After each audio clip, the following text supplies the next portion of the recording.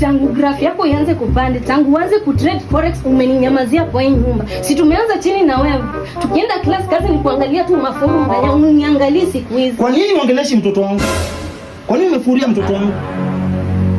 Mbona umefuria mtoto wangu? Mbona umejamia mtoto wangu? Ni vipi? Usidhani wewe unajua kujamu. Unafikiria sisi tukiamua kukunyamazia kukujamia, utasikia vizuri? Hata vijana wangu wakiamua kujamia, utasikia wewe. Usimpige ngoto. Tulia. Mambo ndogo tunaweza Nimekusaidia mkiwa first year. Nilikuwa natuma kitunguu ya maji. Nilikuwa natuma miogo. Nilikuwa natuma wimbi. Nilikuwa nasiaga unga natuma. Nimetuma mpaka Indomie. Mkianza maisha. Sasa hizi uko na baje, nyumba imejaa, uko na stock, mnakula mpaka pizza, ndio umeanza kudharau mtoto wangu.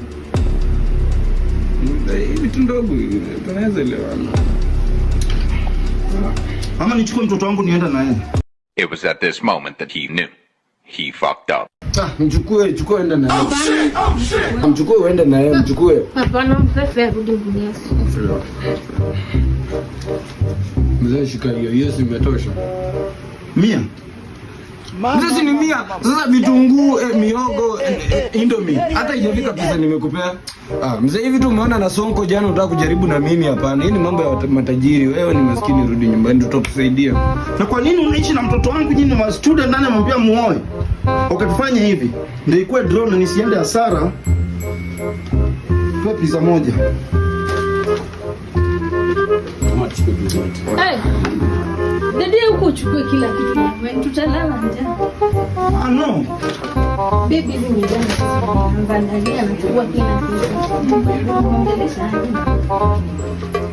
Pesa. Itakunyonga. Sitaki kufariki. Hata afadhali angechukua kwa kado, mbeba soya yote. Ameacha. Afadhali ameenda. Babe, baba yako ako na njaa. Yeye anataka kwenda na trend. Vitu wenye kina Sonko wanafanya matajiri anataka kufanya na mimi. Baba. Yaani baba kaza kasema tu ni njaa nitume hata 200 anunue vitunguu huko na miogo kama ni yeye anataka. Yeye anabeba stock tunakula nini hapo wiki mbili? Baba